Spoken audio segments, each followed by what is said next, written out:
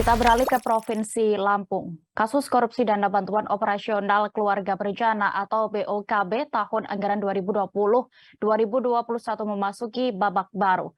Kejaksaan Negeri Tenggamus, Lampung akhirnya menahan tersangka berinisial E.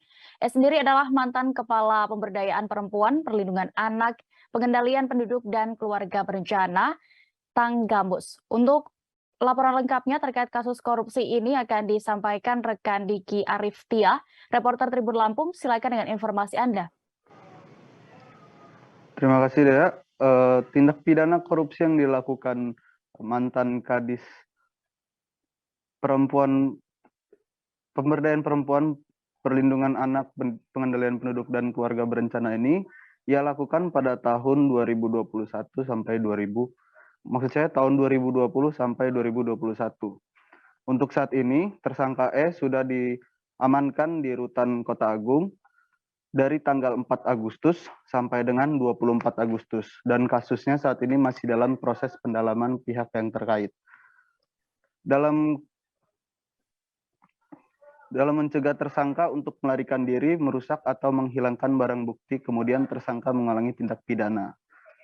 Atas perbuatannya, tersangka disangkakan melanggar pasal 2 ayat 1, Junko pasal 18, pasal 3, Junko pasal 18, atau pasal 12 huruf E, Junko pasal 18, Undang-Undang Nomor 31 Tahun 99, sebagaimana telah diubah atau ditambahkan dengan Undang-Undang Nomor 20 Tahun 2001 tentang pemberantasan tindak pidana korupsi, dengan hukuman maksimal 20 tahun penjara atau minimal 4 tahun penjara.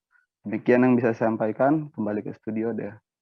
Baik, Tribuners, rekan Diki sudah melakukan wawancara dengan Kepala Kejari Tenggamus, Yunardi, terkait persoalan ini. Selengkapnya kami tampilkan.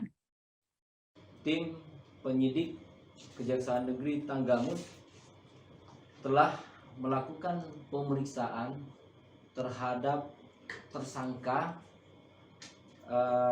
perkara dugaan tindak pidana korupsi kegiatan bantuan operasional keluarga berencana atau BOKB pada Dinas Pemberdayaan Perempuan, Perlindungan Anak, Pengendalian Penduduk dan Keluarga Berencana atau Dinas PPPA dan Dalduk dan KB Kabupaten Tenggamus tahun anggaran 2020-2021.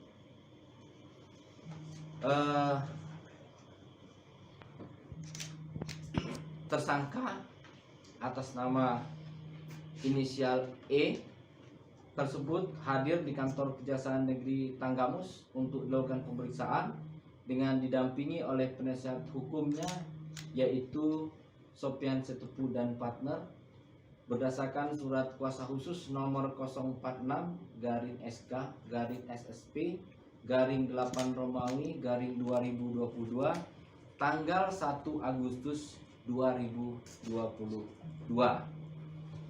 Kemudian setelah dilakukan pemeriksaan sebagai tersangka oleh tim penyidik, maka tim penyidik berkesimpulan terhadap tersangka ini dilakukan.